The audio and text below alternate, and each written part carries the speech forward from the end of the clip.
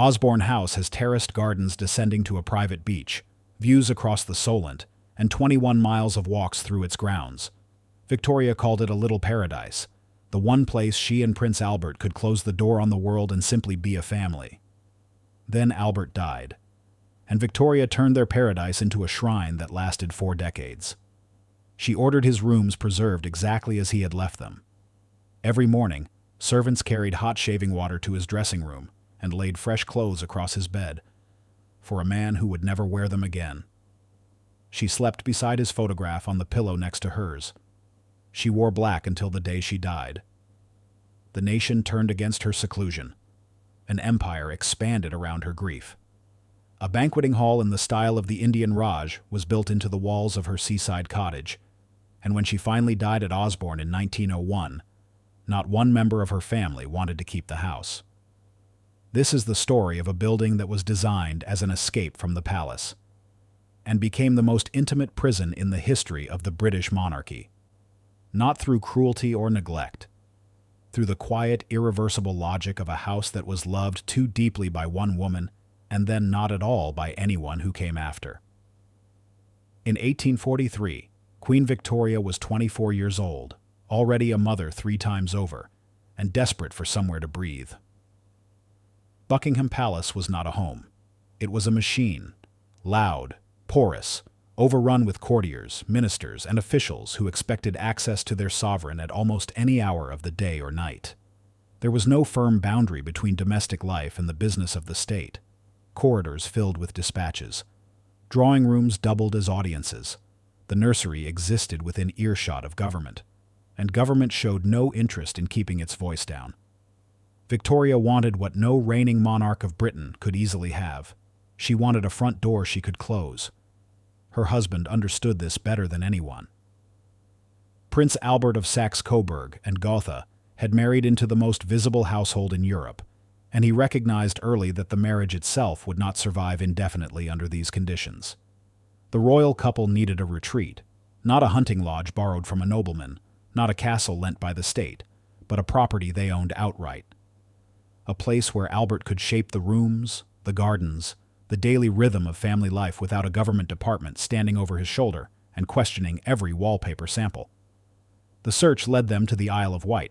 Prime Minister Sir Robert Peel, a man whose political instincts extended to domestic real estate, recommended the Osborne estate, a coastal property near East Cowes with views across the Solent toward the Hampshire coast.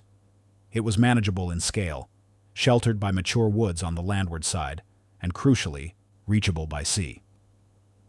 Close enough to London for the business of empire, remote enough to feel like escape. Victoria and Albert leased the property first, tested the air and the light, walked the grounds in the autumn of 1844, and decided this was the place. In May 1845, they bought the estate outright for £28,000. That price bought them a Georgian country house built by the Blackford family, a walled kitchen garden, a brick stable block, and enough surrounding acreage to imagine something much larger. But it did not buy simplicity. The paradox was already embedded in the transaction, as visible as the deed of sale itself. Victoria was not a private citizen, purchasing a seaside cottage for summer weekends. She was the Queen of England, acquiring a retreat that would need to accommodate her household, her security arrangements, her growing family of children, her visiting ministers, and the ceaseless rituals of state that followed her across every threshold she crossed. The dispatch boxes would come. The couriers would arrive by boat. The servants would multiply. The privacy she craved could not be purchased outright, because the person doing the purchasing was incapable of being truly private. To escape the palace, she would have to build another one. The question was whether she and Albert could recognize that irony in time, or whether they would bury it beneath Italian stucco, terraced gardens, and the sound of the sea. Albert recognized it. He also decided to outrun it. The Department of Woods and Forests, which normally oversaw royal building projects, would have imposed its own architects, its own budgets, its own institutional slowness on the venture. Albert wanted none of it. He turned instead to Thomas Cubitt, the master builder who had transformed Belgravia from unpromising marshland into the most fashionable address in London. Cubitt was not a theoretical architect who worked in watercolors. He was a contractor who controlled his own workforce, sourced his own materials, and delivered finished buildings on time and on budget. Albert wanted a collaborator, not a committee. In Cubitt, he found one. The two men walked the grounds together. Albert sketched ideas. Cubitt translated them into structural plans, and the first decision they reached together was the most revealing one of all. They would not renovate the existing house. They would demolish it entirely and start again. The house that Victoria and Albert had just purchased carried a history of its own, and it is worth pausing over that history precisely because it was about to be erased. The Osborne estate had been in the Blackford family since 1705, nearly a century and a half of continuous family ownership. Between 1774 and 1781, Robert Pope Blackford had enlarged an older structure on the site into a respectable three-story Georgian residence. It was not grand by the standards of the English aristocracy, but it was solid, well-proportioned, handsomely sited above the coast, and comfortable enough for a prosperous Isle of Wight family that expected to remain there for generations. Lady Isabella Blackford, the last of the line to hold the property, had maintained the house and gardens with evident care. The walled kitchen gardens supplied the household. The brick stable block served the carriages. The rooms had the settled, weathered character of a house that had been lived in continuously for decades. None of that interested Albert. He did not want to inhabit someone else's domestic story. He wanted to write his own, a house that expressed his taste, his intellectual ambitions, his vision of family life freed from the suffocating rituals of the court. The Blackford house was too small, too old-fashioned in its layout, and too rooted in someone else's past. Thomas Cubitt assessed the structure professionally and agreed with Albert's instinct. Renovation would be a compromise at every turn. Demolition would be a liberation. The work began in carefully planned phases. The pavilion, Albert and Victoria's private wing, containing their bedrooms, sitting rooms, dressing rooms, nurseries, and the most intimate spaces of their married life, was completed first in 1846. This was deliberate strategy, not impatience. Albert wanted the family installed on the estate while the larger construction project continued around them. He wanted Victoria to feel the sea air, to see the walls rising, to experience Osborne as a process rather than a finished product delivered by someone else. The household wing, designed to accommodate the courtiers, ladies-in-waiting, equerries, and senior servants who necessarily traveled with the Queen, was completed in 1848. And then in 1851, the main wing rose on the exact footprint of the demolished Blackford house, connected to the pavilion and household wing by a long internal corridor that became the building's architectural spine. The old house vanished almost entirely. What had taken the Blackford family the better part of a century to build and inhabit was removed in a matter of months. Only fragments survived the demolition, most notably the original Georgian front porch, which was salvaged from the rubble and re-erected at the entrance to the walled garden, where it stands today. It is a ghostly footnote, easy to walk past without understanding its significance. A doorway to a house that no longer exists, framing a garden that once fed a family who have been almost entirely forgotten. Everything else, the rooms where the Blackfords had lived, the stairs they had climbed, the windows through which they had watched the Solent, was subsumed by Albert's new creation, an Italianate villa whose pale stucco walls, belvedere towers, and terraced gardens were designed to evoke the Bay of Naples. Albert had visited Italy as a young man and loved its luminous coastal light. Now he proposed to reproduce that warmth on the English south coast, in a house that owed nothing to the Gothic halls or Tudor manners of the traditional English country estate, and everything to his own continental imagination. Thomas Cubitt made it real. He was a pragmatist, not a poet, and the house he built with Albert was structurally sound, efficiently planned, and deceptively large. From the garden terrace, the pavilion looked like a gracious seaside villa, the kind of place where a prosperous merchant might entertain weekend guests. From the inside, it was a complex organism, reception rooms flowing into private apartments, nurseries stacked above on upper floors, service corridors threaded beneath, and a spatial logic that separated the family's intimate life from the household's operational life with the precision of a theatrical set. That precision was Albert's signature. He did not merely commission a house and leave the details to tradesmen.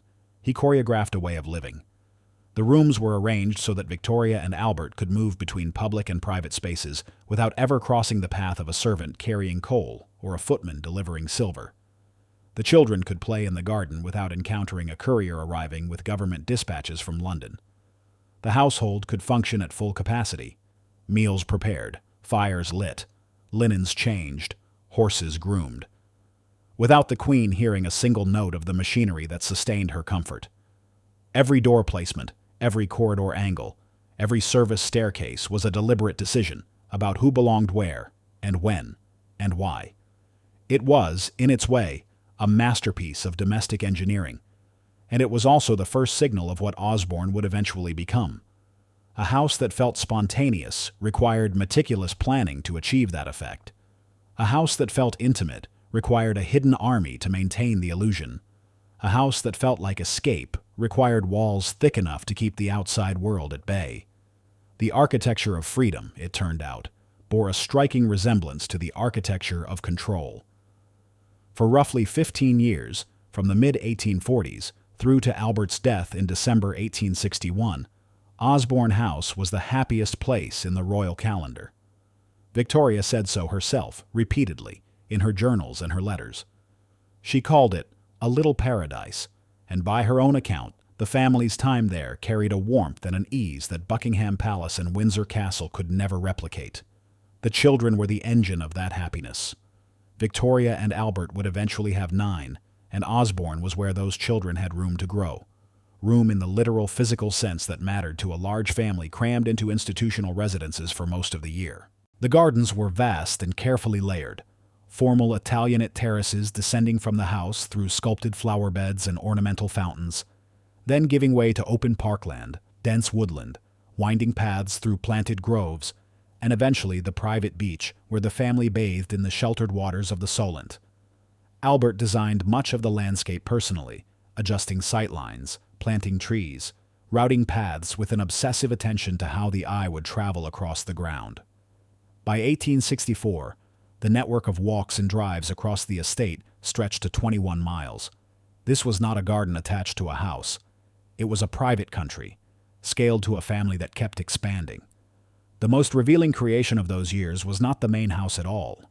It was the Swiss cottage, which Albert had constructed in the grounds as a child-scale world, a miniature household where the princes and princesses could learn practical domestic skills under conditions that mimicked adult responsibility. The children had their own kitchen inside the cottage, where they prepared real meals from ingredients they had grown themselves. They had their own individual garden plots, marked with name plaques, where they cultivated vegetables and flowers and competed for the best yield. They had a small museum where they cataloged shells, minerals, pressed plants, and zoological specimens collected on family walks. There were miniature fortifications in the grounds for military play, and a full-sized wheelbarrow for each child. The Swiss cottage was, on one level, a charming educational experiment, progressive, hands-on, and far ahead of the stilted royal pedagogy that had produced Victoria's own generation. On another level, it was a rehearsal. Albert was training his children to inhabit roles: domestic, scientific, imperial, managerial, and the cottage was the stage on which they practiced those roles under his careful direction. Victoria adored it. She adored Albert for conceiving it, and the records of their time at Osborne in those years are thick with the small domestic pleasures that Albert had carefully engineered. Breakfast on the terrace with the sea glittering below, the children racing barefoot across the lawn while their governesses tried to keep pace, Albert working at his desk in the study with the window open to catch the sound of waves breaking on the private beach below, Victoria sketching or writing letters in her journal, while the household hummed quietly around her. In the evenings, the family gathered in the drawing room of the pavilion, and Albert played the organ or read aloud while the children sprawled on the carpet. The seaside air was thought to be beneficial for the children's health, a serious consideration in an era when childhood illness could strike any household, royal or otherwise. And Victoria credited Osborne with keeping her large family robust through their early years. Beyond the house, Albert expanded the estate into something approaching a working agricultural enterprise. Barton Manor, a secondary property within the grounds, was restored and developed as a model farm. Estate cottages were built for workers. Lodges marked the entrances. A male servant dormitory was constructed for staff who could not be housed in the main building. Even a landing house for the Coast Guard was added, acknowledging that Osborne's private beach sat within a working stretch of coast that the Crown did not entirely control. Albert oversaw all of it, not from a distance, through agents, but personally, walking the grounds, reviewing plans, adjusting details with the kind of focused energy that made him both admired and exhausting to work alongside. It is easy, reading those accounts, to believe that Osborne really was what it presented itself to be. A refuge from the burden of the crown, a place where a queen could set aside sovereignty and be simply a wife, a mother, and a woman walking her own grounds in peace. But the structure tells a different story, and that story begins with numbers. Year-round, Osborne was maintained by a permanent residential staff of approximately 15 people, groundsmen, housekeepers, watchmen. When the royal family came into residence, that number surged to around 70. Footmen, housemaids, cooks, kitchen staff, gardeners in full force, grooms, dressers, nursery maids, pages, and specialists for every aspect of royal comfort moved onto the estate for the duration of the stay. The old Blackford stable block had been repurposed to house kitchens, sculleries, and servants' halls.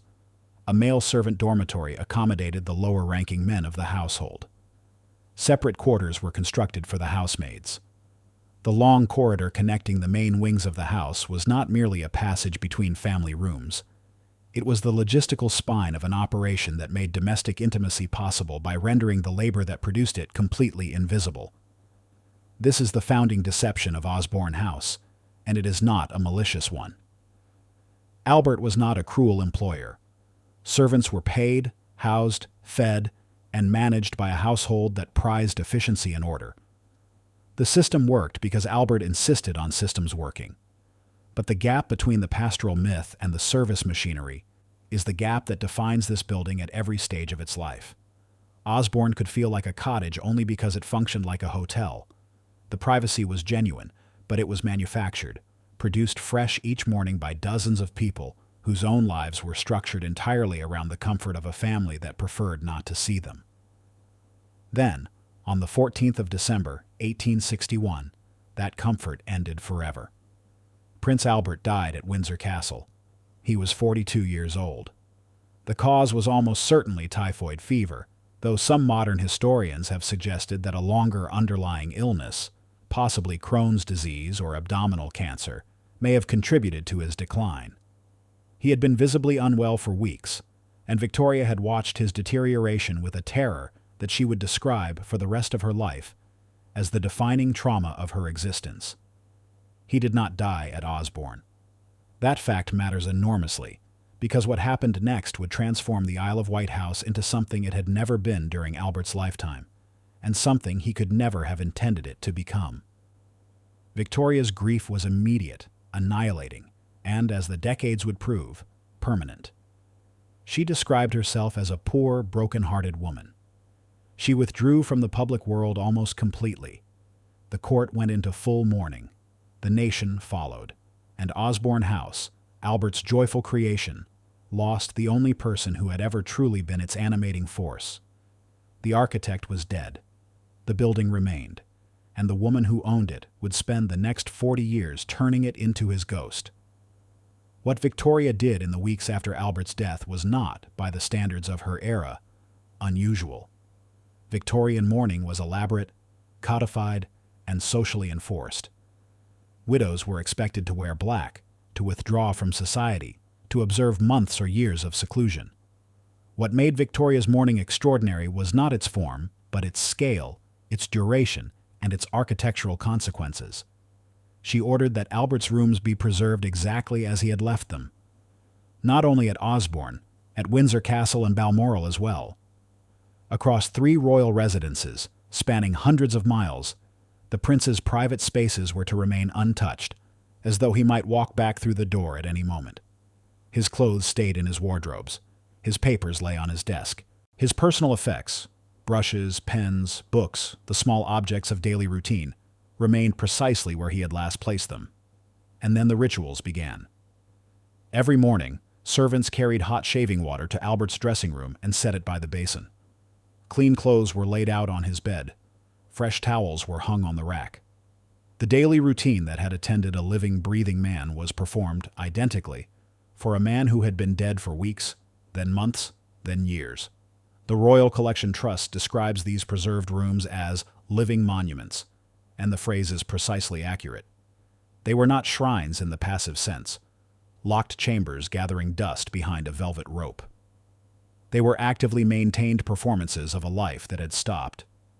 Every morning, the house acted as though Albert were about to rise, dress, and walk down to breakfast. Every morning he did not. At Osborne, this ritual had a particular intensity that it could not have carried anywhere else. Albert had designed the house. Every room bore the imprint of his taste, his decisions, his spatial logic. The pavilion, where the couple had shared their most private hours, where they had slept, dressed, breakfasted, read to each other, argued, and reconciled, was saturated with his presence in a way that went beyond furniture and wallpaper. The proportions of the rooms were his. The quality of light through the windows was his. The view from their shared bedroom, down across the terraces to the gray-green expanse of the Solent, was a sightline he had deliberately framed by planting and removing trees until the composition satisfied him. The billiard room still held his cues. The study still held his papers. Even the arrangement of family photographs on the mantelpieces recorded groupings that Albert had approved. Now, with the hot water arriving each dawn and the clothes set out each dusk, the building began to exist in a state of suspended animation that was unlike anything in the history of English domestic architecture. It was neither a home occupied by the living, nor a memorial sealed against intrusion. It was both simultaneously, a place where the Queen of England conducted the business of empire, read dispatches, signed papers, received ministers, and made decisions that affected millions of people, while inhabiting rooms that were stage-managed each day around the memory of a man who had been in his grave for months, then years, then decades. The effect on the household was profound and strange. Servants who performed the morning ritual in Albert's dressing room did so without comment or visible hesitation. The task was simply part of the daily routine. Water heated, carried upstairs, placed beside the basin, towels folded and positioned, clothing selected from the wardrobe and draped across the bed.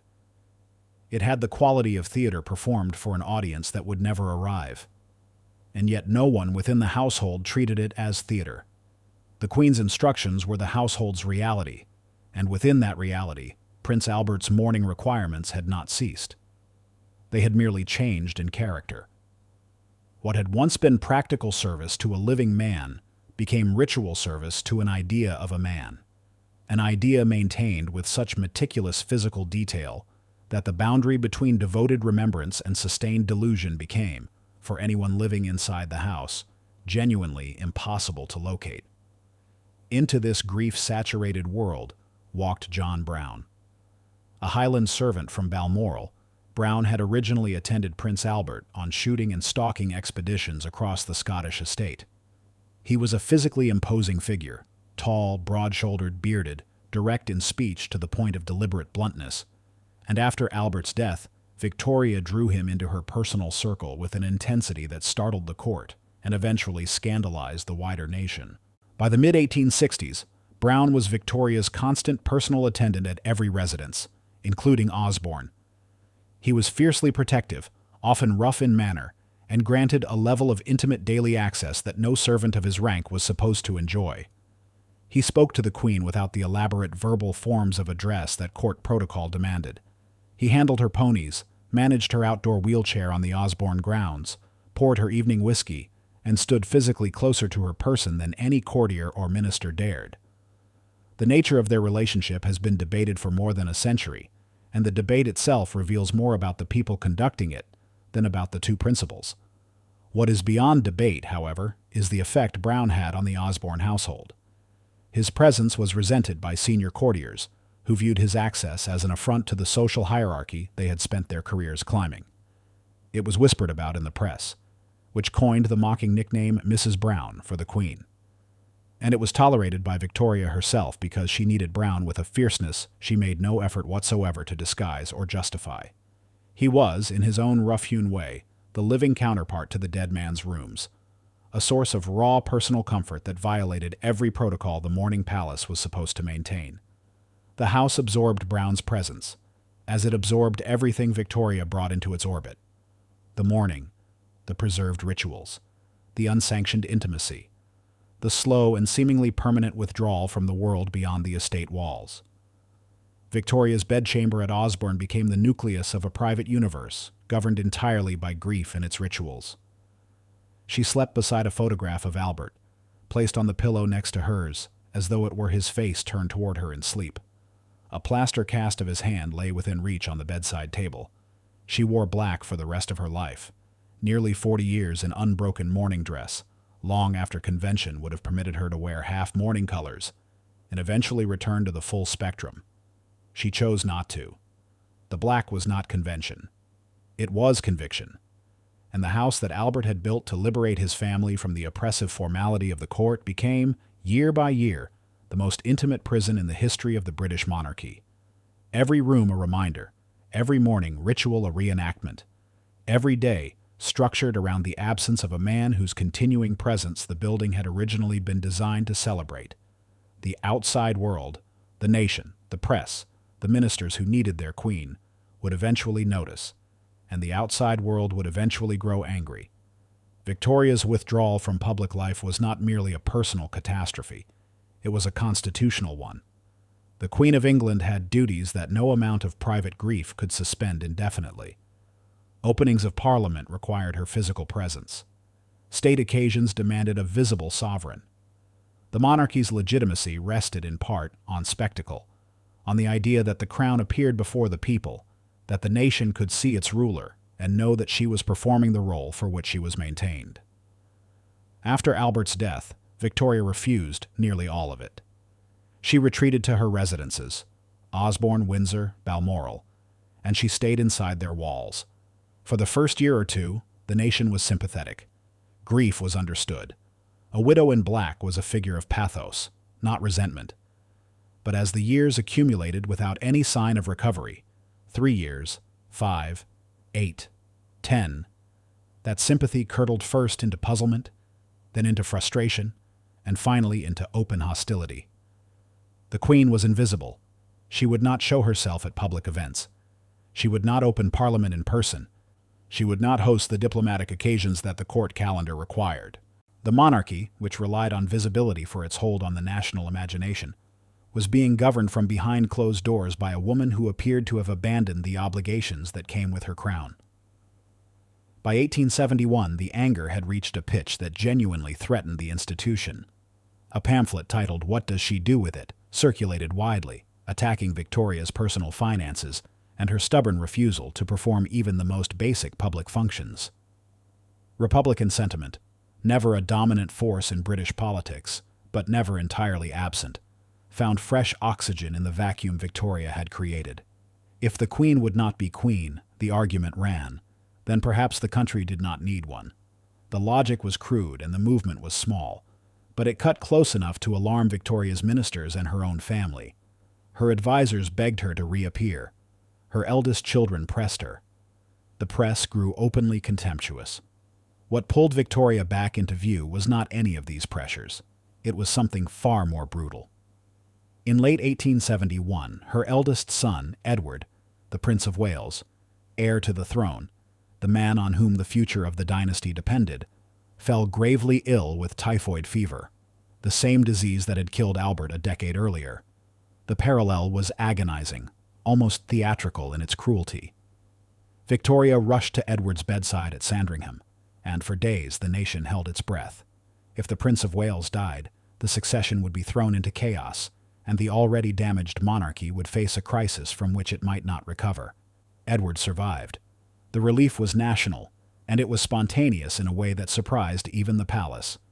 A public Thanksgiving service was organized at St. Paul's Cathedral in February 1872, and Victoria attended, her first major public appearance in years. The crowds that lined the route from Buckingham Palace to the cathedral were vast, filling the streets with a density that the police struggled to manage. The welcome was genuine, almost ecstatic. For the first time in a decade, the Queen was visible, and the visibility reminded the country, and perhaps reminded Victoria herself, why the monarchy existed. The Republican moment, such as it was, collapsed almost overnight.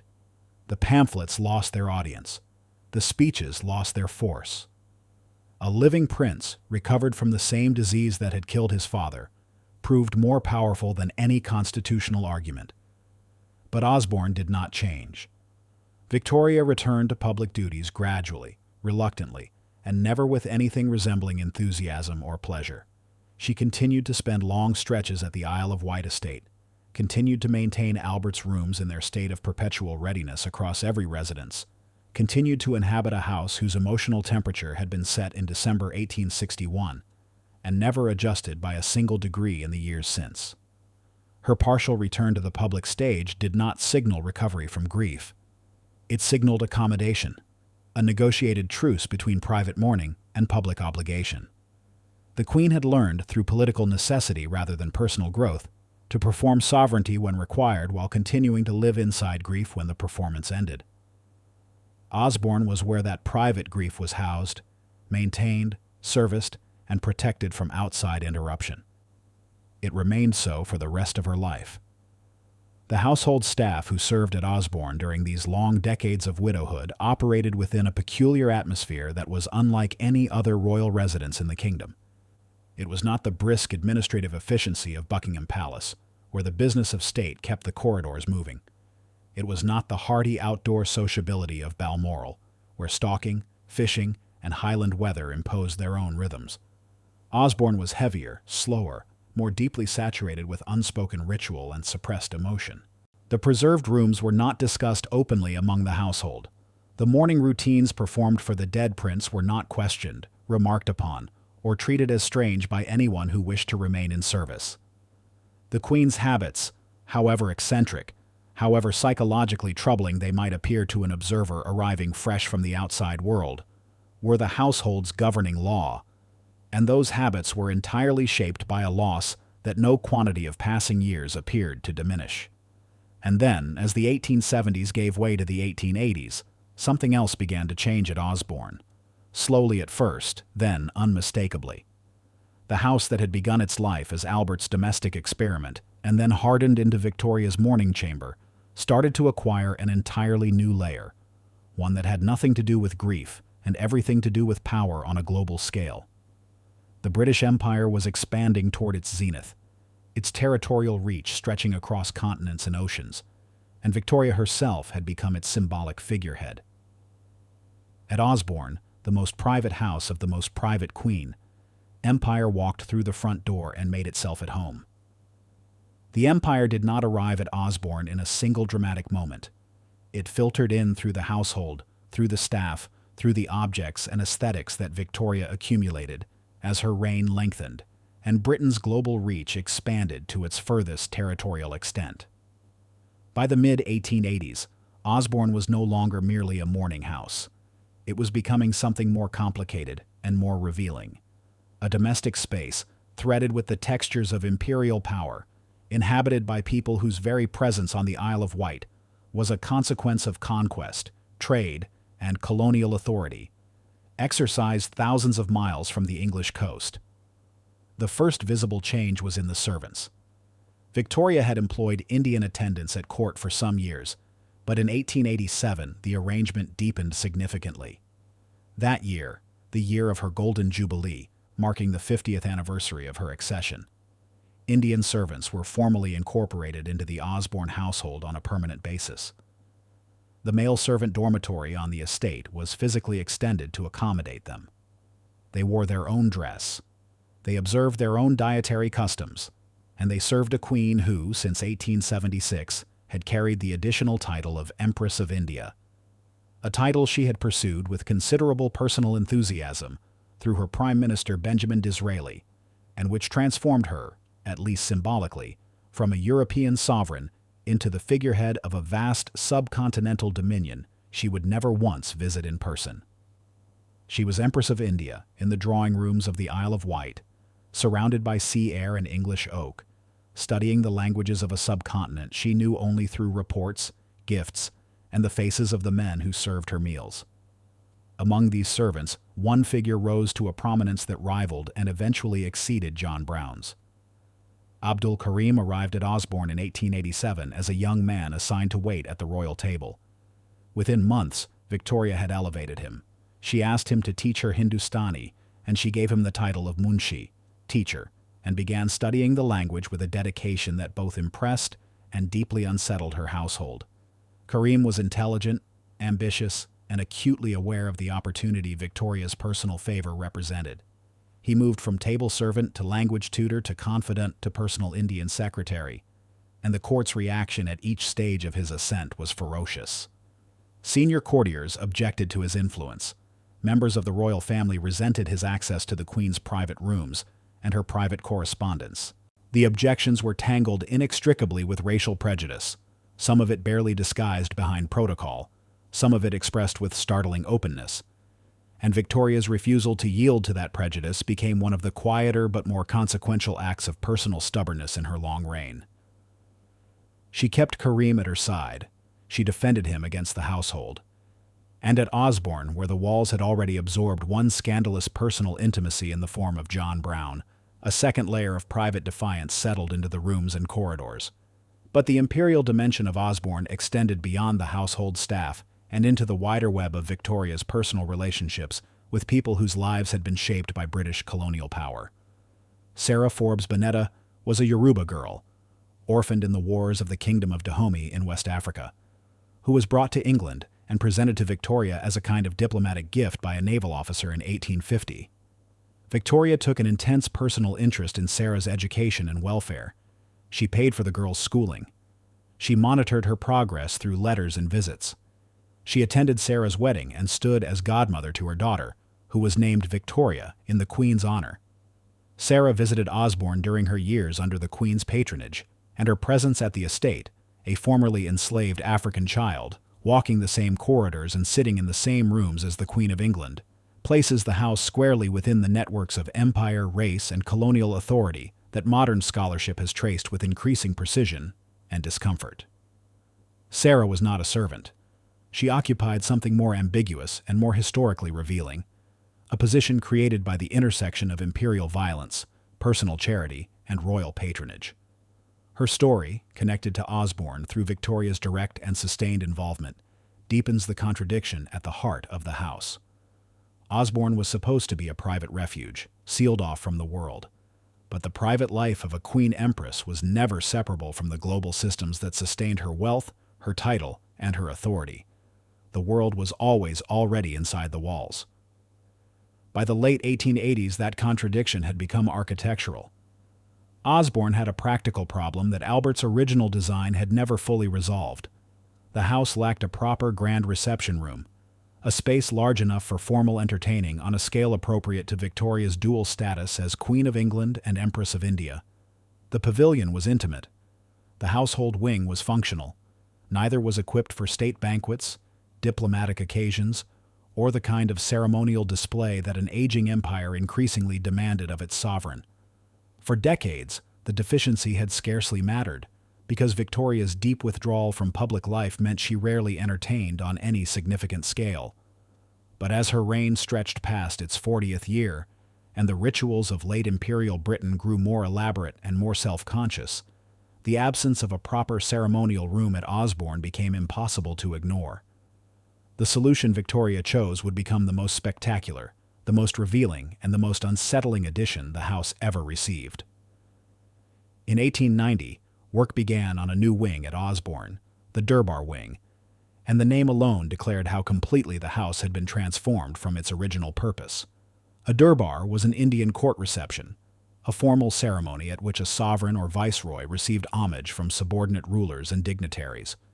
To name a wing of an English seaside villa after a ritual of imperial submission was to acknowledge, openly and in architecture, that Osborne had outgrown the domestic fantasy on which it had been founded half a century earlier.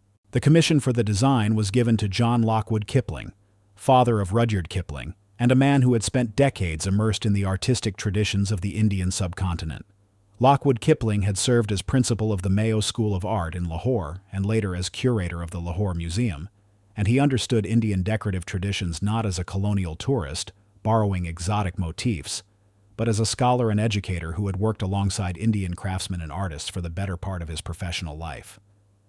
He designed the Durbar Room as a full-scale Indian interior, not a European room decorated with Indian touches, but a space conceived from the inside out, according to the logic of Mughal and Punjabi ornamental tradition.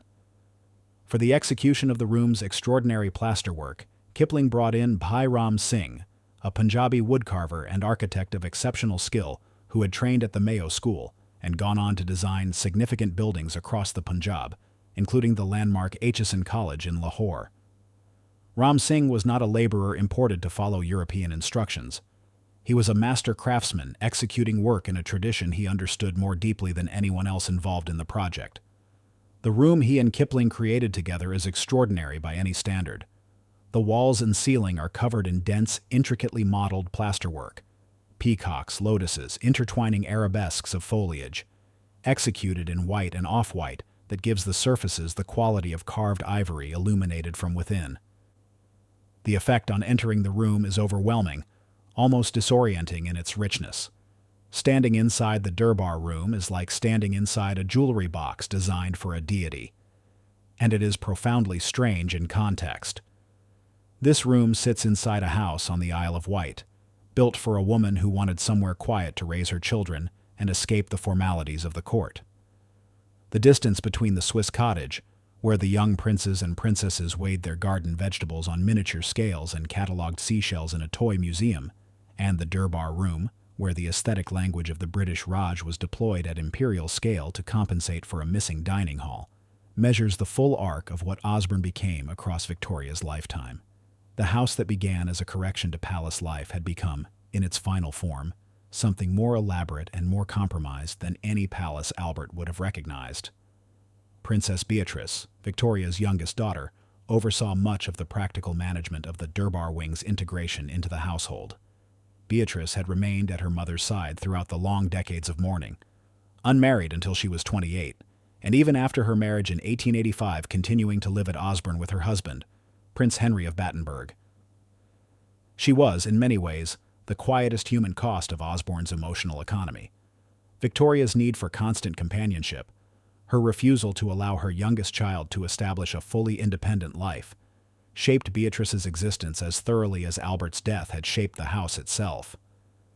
Beatrice was not imprisoned in any legal sense, but she was held, by duty, by love, by habit, and by the gravitational pull of a mother whose grief had become the organizing principle of everything and everyone around her.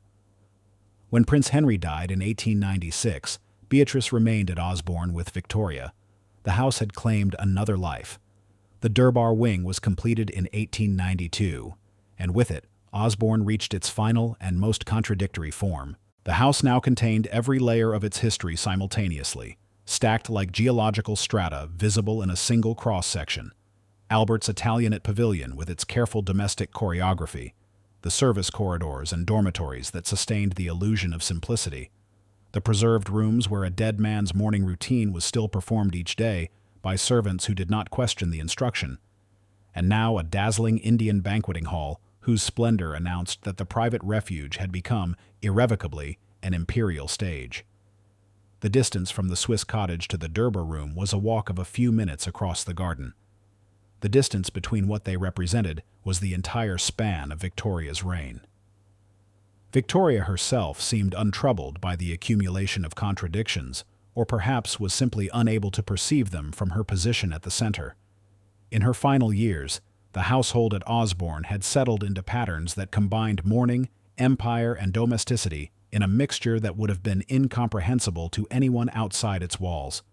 She continued to study Hindustani with Abdul Karim, making slow progress in a language she would never use beyond the estate. She continued to maintain Albert's preserved rooms across every residence, the morning rituals as fixed and unquestioned as the tides in the Solent below the terrace. She continued to wear black, had worn nothing else for more than 30 years, and she continued to rule, issuing instructions, reading dispatches, receiving ministers. Not from Buckingham Palace, not from Westminster, but from Osborne, from rooms Albert had designed for a young family's seaside happiness, and which now carried 4 decades of grief, the aesthetics and personnel of empire, and the accumulated weight of the longest reign in English history to that date. She would not leave the house alive. On the 22nd of January, 1901, Queen Victoria died at Osborne House. She was 81 years old.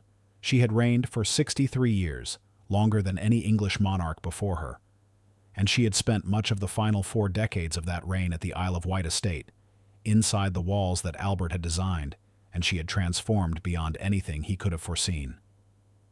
The end came in the pavilion, in the private apartments that had once been the warm center of a young family's daily life. Victoria had been declining for weeks, her eyesight failing, her strength ebbing, her hold on the world she had governed for so long loosening by visible degrees. Her children and grandchildren gathered at Osborne from across Europe, summoned by telegrams that carried the weight of dynastic finality. Kaiser Wilhelm II of Germany, Victoria's eldest grandchild, arrived and was present at the deathbed. The household waited in the corridors and service rooms below, and in the early evening of a gray January day, surrounded by the family whose size and reach now spanned half the thrones of the European continent, Victoria died in the same wing of the house where she had slept beside Albert's photograph for nearly 40 years. The building had outlived the woman who had made it sacred. That fact carried a weight the royal family felt immediately and acutely. Albert had built Osborne as a domestic refuge. Victoria had preserved it, mourned in it, transformed it, ruled from it, and reshaped it in the image of her unending loss. Now both of them were gone, and the house stood on the Isle of Wight coast like a monument to an emotional era that the next generation had neither the desire nor the temperament to perpetuate. Edward VII, the son whose typhoid crisis had once pulled Victoria reluctantly back into public life, became king. His relationship with Osborne was not sentimental. He had spent decades watching his mother retreat behind its walls, while the monarchy's public standing deteriorated. He associated the house not with the family warmth of his childhood, but with maternal absence, with mourning rituals he found oppressive and psychologically suffocating, and with a style of cloistered, grief-saturated royal life that belonged to a chapter he was determined to close permanently. His verdict on the property was swift and unambiguous. He consulted his siblings. The answer was unanimous.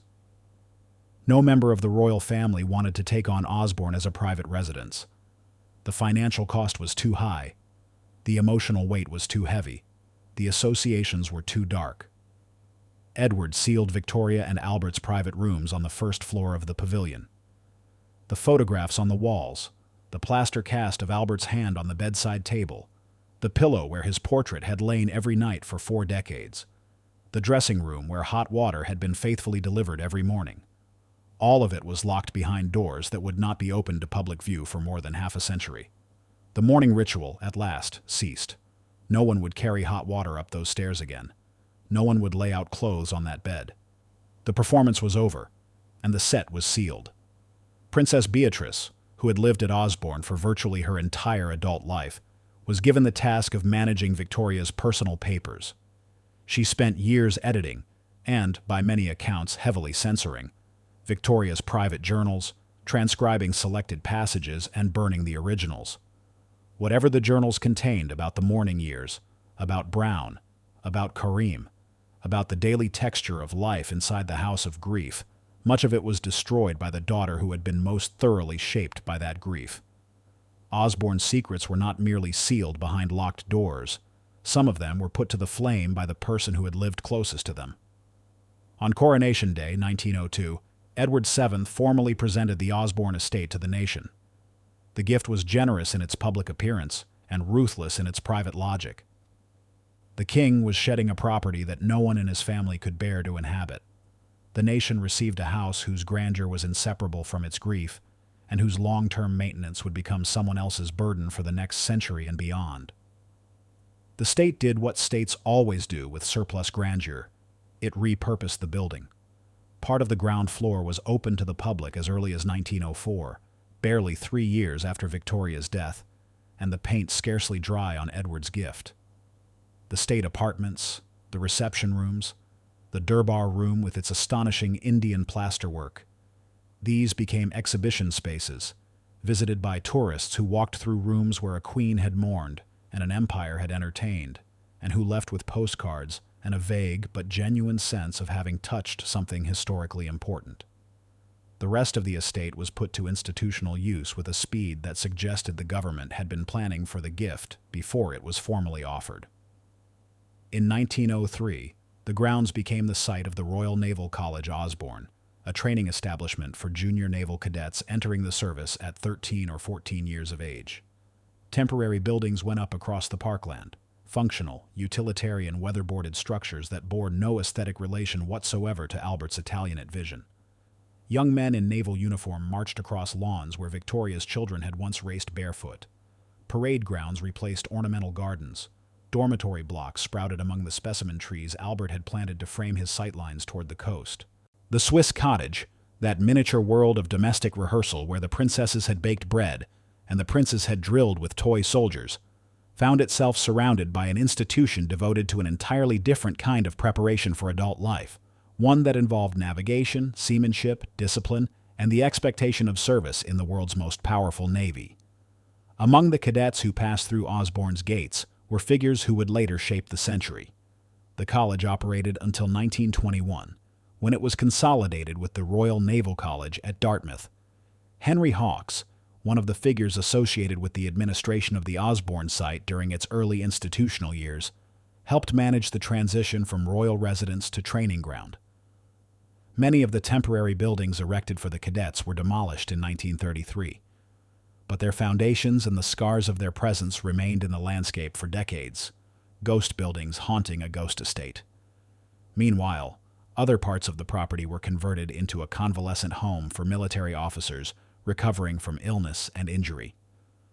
During the First World War, when the scale of casualties overwhelmed the existing medical infrastructure, Osborne became a place where men broken by the industrialized violence of the Western Front came to recuperate in rooms that still bore the decorative traces of Victoria's domestic world. Officers who had survived gas attacks and artillery barrages sat in bath chairs on the terrace where Albert had once breakfasted with his family, staring at the same Solent view through eyes that had seen Ypres, Passchendaele, and the Somme. They walked the same paths through the grounds where Victoria's children had once collected seashells for their museum. They slept in wings that still carried the faint imprint of imperial hospitality, now repurposed for a different kind of imperial consequence. The irony was not subtle, and it was not lost on everyone present. A house built for a queen's private happiness, transformed by decades of a queen's private grief, rejected by her heir, and then handed to the nation by a king who wanted nothing more to do with it, was now absorbing the broken bodies produced by the empire that same queen had nominally governed from these very rooms. Through all of these institutional transformations, the tourists filing through the ground floor staterooms, the cadets drilling in the garden, the convalescent officers staring silently at the sea, the sealed rooms on the first floor of the pavilion remained untouched.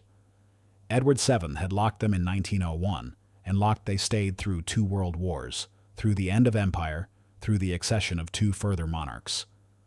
Victoria and Albert's private apartments, the bedrooms, the dressing rooms, the sitting rooms where grief had been rehearsed and performed daily for 40 years, sat behind closed doors in unbroken silence while the building around them was repurposed, repopulated, and reinvented for uses their original inhabitants could never have imagined. The sealed rooms were Osborne's innermost secret, a core sample of Victorian mourning preserved in darkness, while the 20th century remade everything around it. It was not until 1954 that Queen Elizabeth II authorized the opening of the private apartments to the public. More than half a century after Victoria's death, the rooms finally emerged from their sealed state.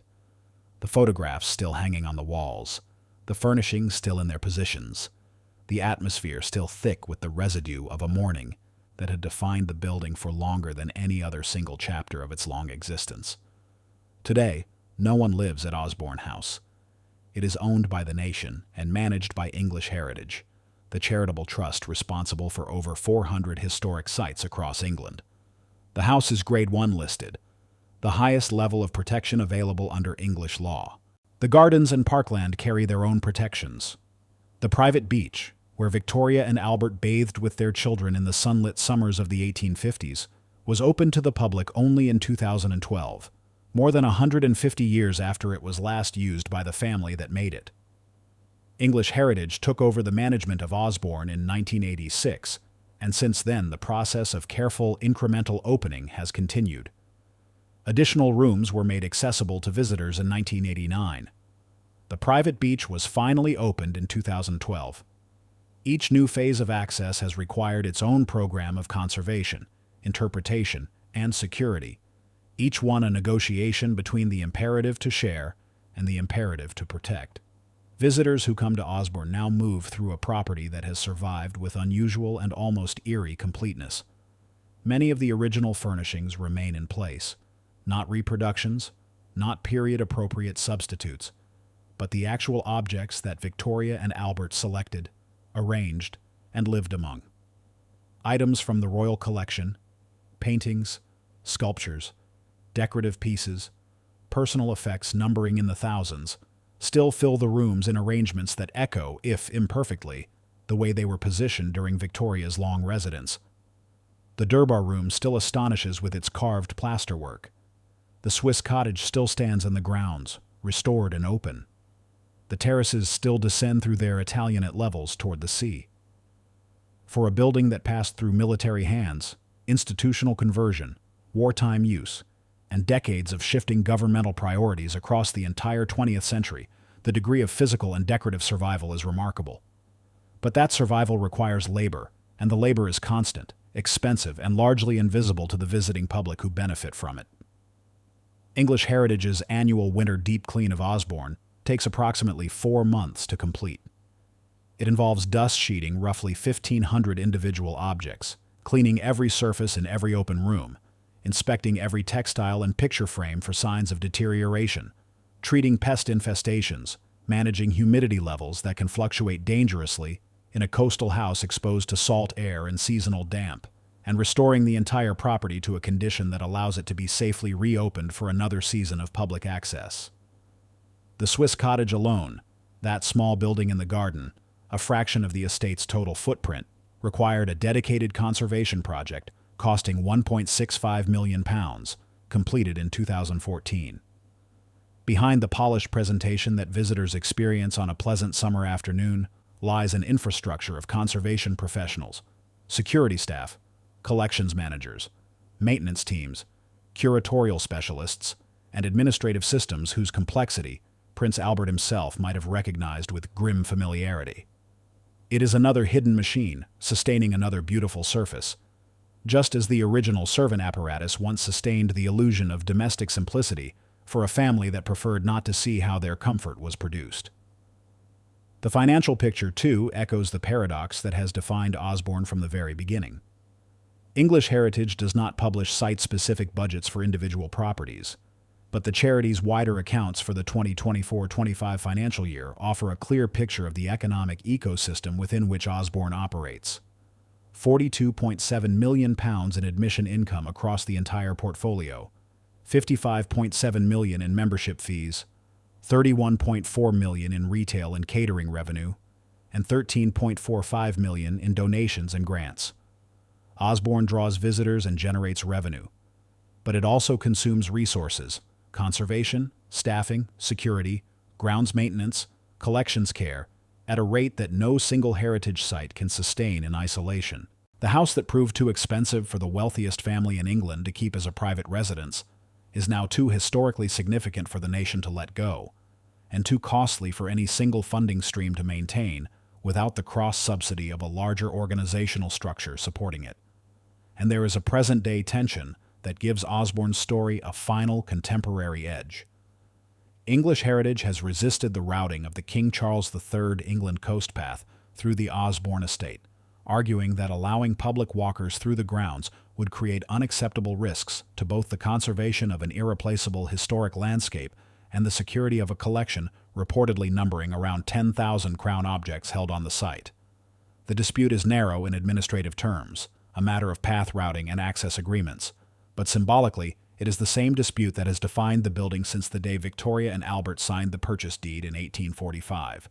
Privacy against access, beauty against exposure, the desire to preserve a world behind walls against the public's legitimate right to walk through it and see it for themselves. Osborne House was built to keep the outside world at a comfortable distance. In its afterlife as a publicly owned, publicly funded museum, it is still trying. Osborne House was created to solve a problem that sounded simple. A young queen and her husband wanted a place where they could close the door, shut out the court, and live as a family. What they built instead was a structure that absorbed every contradiction of their era: domestic ambition and imperial scale, private grief and public obligation, the warmth of family life and the cold, hidden machinery required to produce it, and preserved those contradictions in rooms that still stand today, furnished and maintained, more than 160 years after the first stone was laid on the site of the demolished Blockford House. Albert designed Osborne as a corrective to the palace. He swept away the Georgian house that stood before his arrival. He shaped the grounds, the gardens, the Swiss cottage, the terraces, the long views toward the Hampshire coast. He built a home that looked, from the outside, like a gracious seaside villa and functioned on the inside like a miniature court with its own hierarchy of corridors, dormitories, and service spaces. And then he died at 42, and Victoria turned his corrective into a shrine. The hot water carried upstairs each morning, the clean towels placed beside the basin, the clothes laid out across the bed.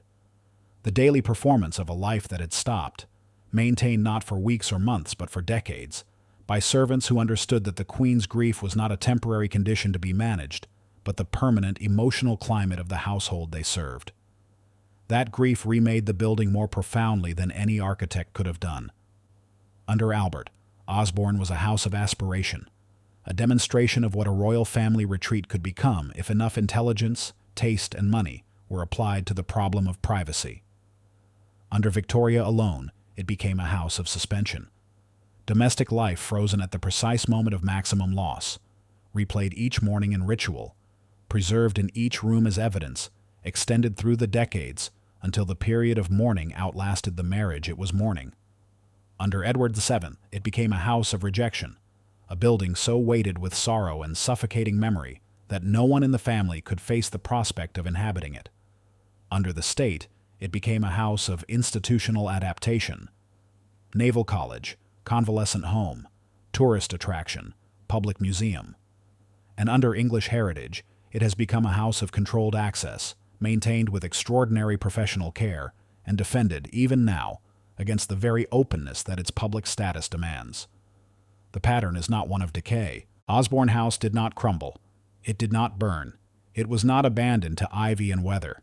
It did something more interesting and more unsettling than any of those familiar endings. It survived by shedding its purpose at every turn. Each generation found a new use for the building precisely because no generation could sustain the previous one's reason for keeping it. The refuge became a shrine. The shrine became a burden. The burden became a gift to the nation. The gift became an institution. And the institution became a museum that still, in its quiet and determined way, resists full exposure, still guards its boundaries, still manages its access with care, still maintains the tension between beauty and concealment that Prince Albert built into the very foundations when he decided, in 1845, that the old house would have to be demolished to make room for something better. The most private house of Queen Victoria's reign endured by becoming the most carefully managed public monument to a grief that was never meant to be witnessed by anyone beyond the household walls. That is the story Osborne tells, if you listen to the building rather than the brochure. Every room whispers it, every corridor carries it. And in the dressing room on the first floor of the pavilion, where servants once laid out fresh clothes each morning for a prince who would never wear them again, the silence says the same thing it has said for more than 160 years. This was built for love, and love was not enough to save it from becoming something else entirely.